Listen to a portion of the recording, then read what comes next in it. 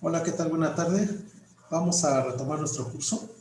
El día de hoy vamos a ver de los parámetros de eficiencia, cómo utilizarlos, algunos de ellos, para valorar el tipo de transformador que necesitamos. Vamos a estudiar los tres casos, el rectificador de media onda, onda completa con tap central o derivación central y onda completa con puente de diodos.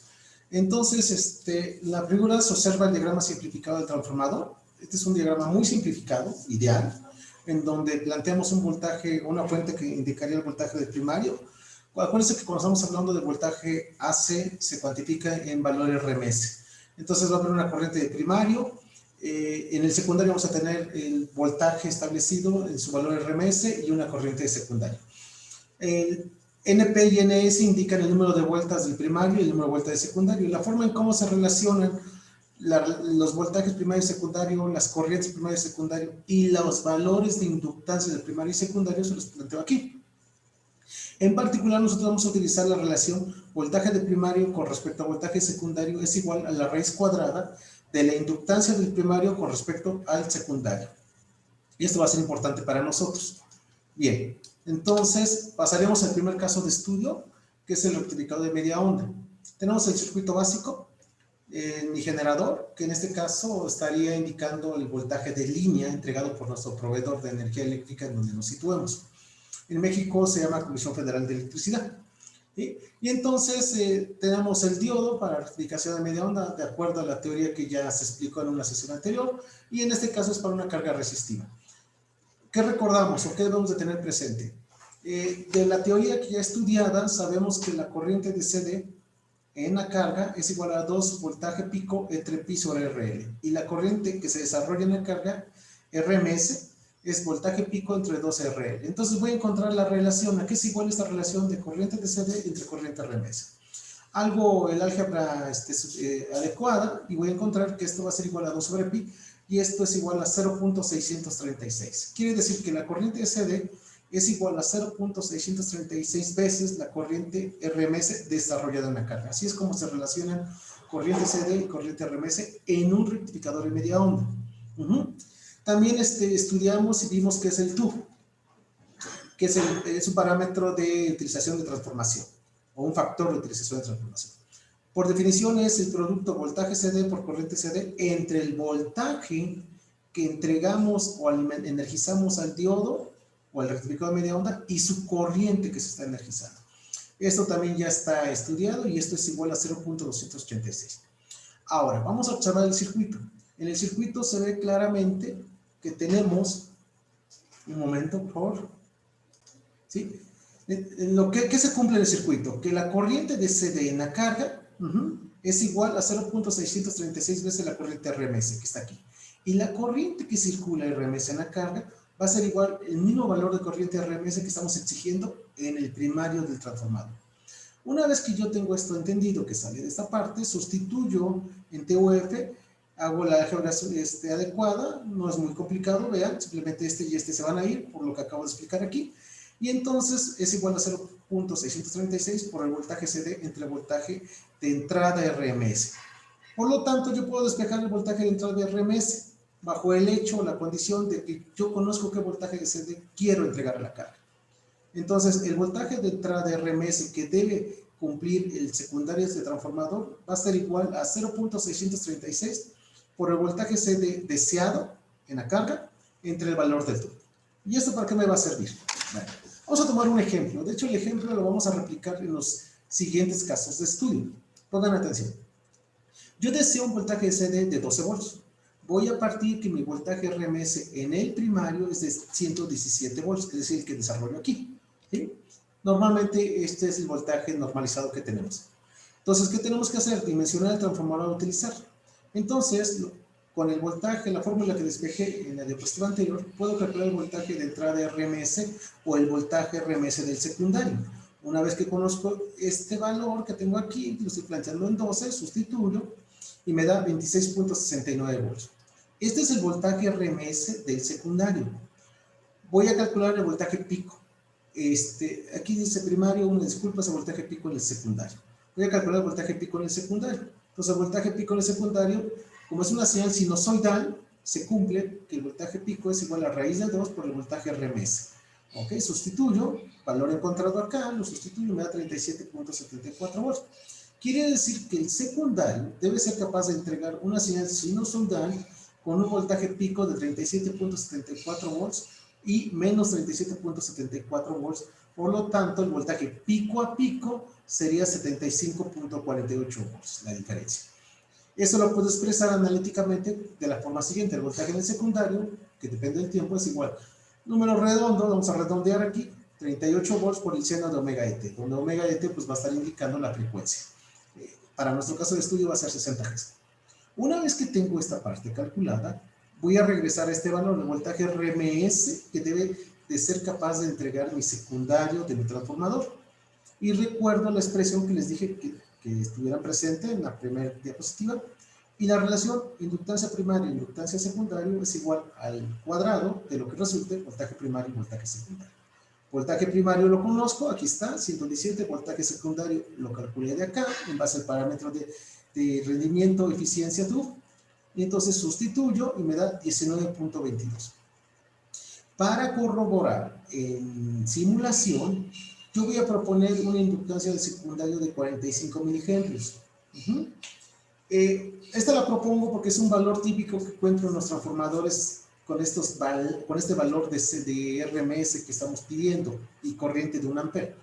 Pero este valor de corriente de secundario, perdón, inductancia de secundario, se calcula en base a la corriente y a las pérdidas máximas que queramos tener en el transformador.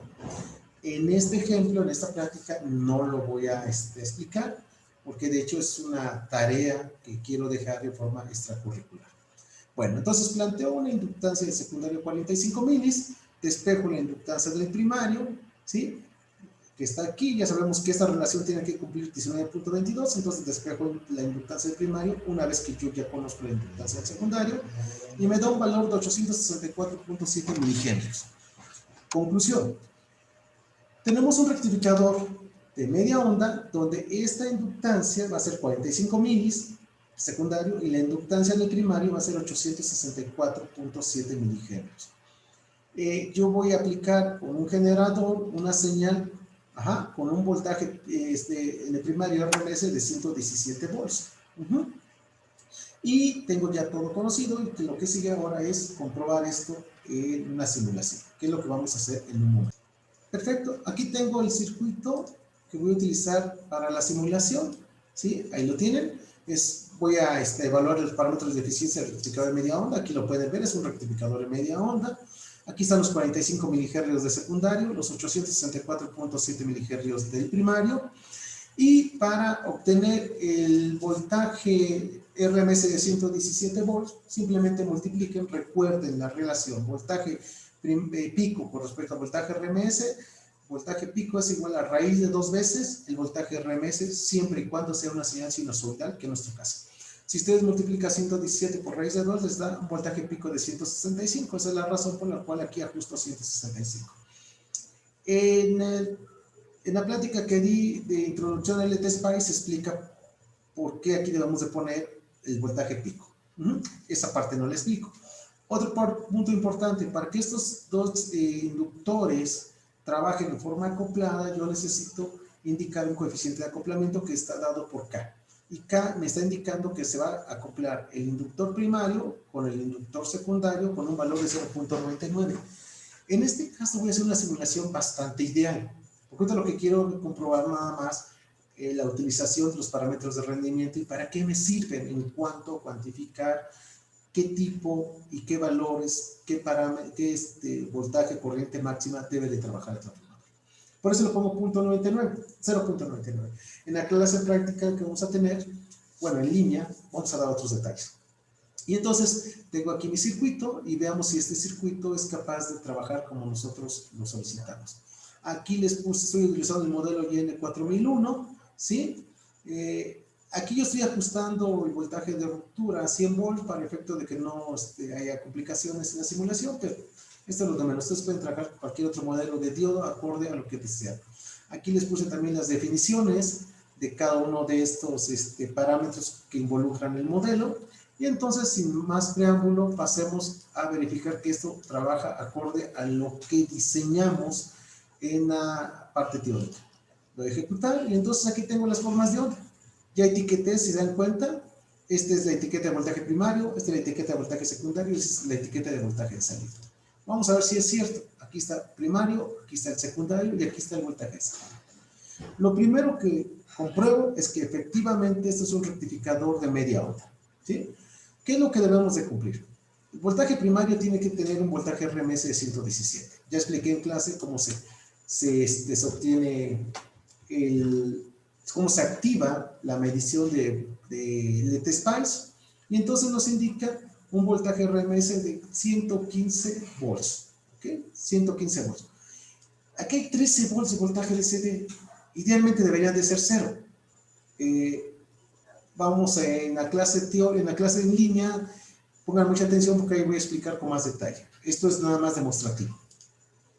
En esencia, esto está cumpliendo los 117 volts RMS que solicitamos. Y el secundario, ¿qué voltaje RMS debería de estar cumpliendo? Recuerden, aquí está, este es el voltaje secundario, 26.69 volts RMS. Veamos si es cierto que eso lo tenemos aquí. Activo la medición y entonces tengo 26.05, bastante cercano a lo solicitado. Es decir, el diseño está trabajando bien. Y por último, queremos que aquí se presenten 12 volts de CD. Veamos si aquí hay 12 volts de CD. Vuelvo a activar la función de medición y tengo 12.71 volts de CD. ¿Sí? Esto es lo que me interesa ahorita. Quiere decir que el diseño que plantea acá es adecuado, me da un grado de exactitud bastante apropiado y deben de tomar este diseño, esta metodología de diseño para cuantificar nuestro transformador como una guía rápida, ¿sí?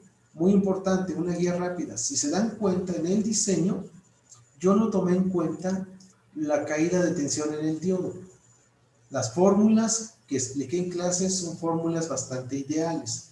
Lo que hay que hacer ya en un diseño un poco más riguroso es tomar en cuenta la caída de tensión en el diodo, es decir, el voltaje B sub índice F y cómo impacta en las ecuaciones que están aquí.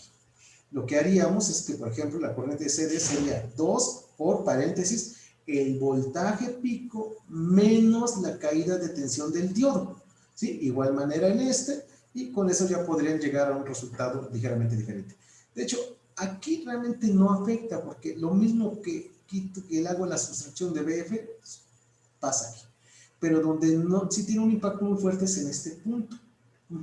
Aquí es donde tenemos que analizarlo con calma y tomar en cuenta la caída de tensión en el diodo. Con esto estamos demostrando que efectivamente el parámetro me permite cuantificar, valorar en forma rápida qué tipo de transformador necesito y lo que seguiría en un diseño más riguroso. Hay una metodología, yo les recomiendo el libro de Mark Liman. A mi parecer es el mejor libro de diseño magnético, por ahí lo vamos a ver en unas clases siguientes, cómo se diseña, se calcula el transformador de línea. Y no nomás de línea, pueden diseñar, calcular transformadores de alta frecuencia. Mark Liman es un buen libro y se toman en cuenta otras consideraciones, como por ejemplo, la regulación que es capaz de soportar este transformador, ¿sí? La resistencia de los primarios, aquí vamos a enseñar, yo tengo una resistencia de 0.1 ohm, ¿sí? Acá tengo una resistencia de 0.1 ohm, si se dan cuenta, con esos valores que les puedo presentar, pues este es un modelo bastante ideal. Aclaro, la razón de que lo hice de esta manera es simplemente para verificar el procedimiento de diseño que les estoy planteando aquí, ¿sí? Con eso terminaríamos el rectificador de media onda. Procederíamos más adelante a ver cómo aplicar la misma metodología de diseño, pero ahora para el rectificador de onda completa con tap central o derivación central, ¿sí? Ya nomás salió una última simulación, vamos a poner 12 ohms, esto es muy ideal y vean qué sucede si mi carga baja a 12 ohms, pensando 12 volts de salida, 12 ohms de carga, andaría una corriente de CD de 1 ampere, ¿sí? Volvemos a ejecutar y vayamos a verificar las formas de onda, principalmente la salida, ¿sí? Y veamos qué sucedió. 12.48 volts. En esencia, el voltaje de CD no va a cambiar. Lo que va a cambiar es el valor de corriente. Aquí lo voy a pintar y aquí está mi valor de corriente. Aquí está. ¿Sí? Vamos a retirar el voltaje de salida y este es mi valor de corriente que tengo fluyendo por la carga. Yo puedo activar el menú y entonces una corriente promedio de 1.04 amperes, para efectos prácticos, es muy cercano a 1 ampere, que es la corriente que ahorita en forma rápida calcule. 12 volts de salida, una carga de 12 ohms, teóricamente debería dar 1 ampere, 1.04 amperes. Es un cálculo bastante adecuado. Y una corriente RMS de 1.56 amperes. Aprovecho los videos para ir platicando otras cosas, ya tenemos un poquito de tiempo. Si yo deseara calcular la potencia de la carga equivalente para efecto de un circuito en el laboratorio, yo lo utilizaría para el cálculo de la potencia del valor de CD. Lo que se utiliza es el valor de RMS. Pues es el valor eficaz, el valor real, hay una definición de qué es valor de RMS. Entonces, utilizaría el valor de 1.56 amperes y con eso calcularía la potencia mínima que debería de trabajar o tener, déjenme hacerlo aquí, debería de reportar este resistor.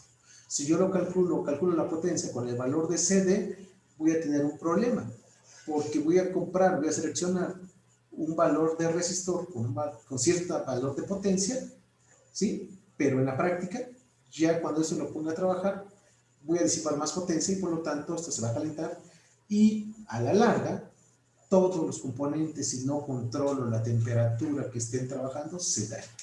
Hay que controlarlo. Con esto terminaríamos y tienen ahí las formas de onda, ¿sí? Y nada más para verificar el voltaje, la corriente que circula en el primario, así que estoy demandando en el primario, ustedes ahí la tienen, esta es la corriente, vamos a, muy rápido, voy a quitar esto y voy a pasar la corriente del primario para acá. Y este es mi valor de corriente, mi forma de onda de corriente que está circulando por el transformador. Es una forma de onda de corriente, véanlo, muy interesante. Lo que puedo hacer para visualizarlo en forma positiva, le doy menos aquí, ok, y ahí está mi valor de corriente. ¿Sí? Vean que el cero anda por acá, aquí está mi cero. ¿Sí? Este es un problema del rectificador de media onda. Como nada más extraigo corriente o energía en cada semiciclo, esa es una distorsión que se va a dar, y en la práctica lo que va a suceder es que cada vez que yo demande más y más corriente por acá, se va a ir calentando y entonces va a haber pérdidas. Las pérdidas están asociadas en el transformador, están asociadas a la resistencia que presente en los devanados. Más resistencia, más posibilidad de pérdidas en función de la corriente que yo haga circular. Aclaro, esto no es una plática de diseño de transformador, por eso es que estoy utilizando valores de resistencia muy bajos, casi ideales. El motivo de esa plática nada más es correlacionar los parámetros de diseño que vimos, de eficiencia, perdón, que vimos en clase. ¿Sí? Con eso terminaríamos esta plática del rectificador de media onda y los invito, como siempre, a que reproduzcan estos circuitos, son muy sencillos, les he estado mandando mucha información, reproduzcanlos, estudienlos y cada vez vamos a ir complicando un poquito más el curso. Complicando en el sentido que vamos a poner más información. Si ustedes desde el inicio llevan bien entendido paso a paso lo que estamos haciendo, cuando llegamos, por ejemplo, a rectificadores síncronos, no va a haber tanto problema. Por mi parte sería todo y que estemos muy bien y nos vemos en el siguiente video. Muchas gracias.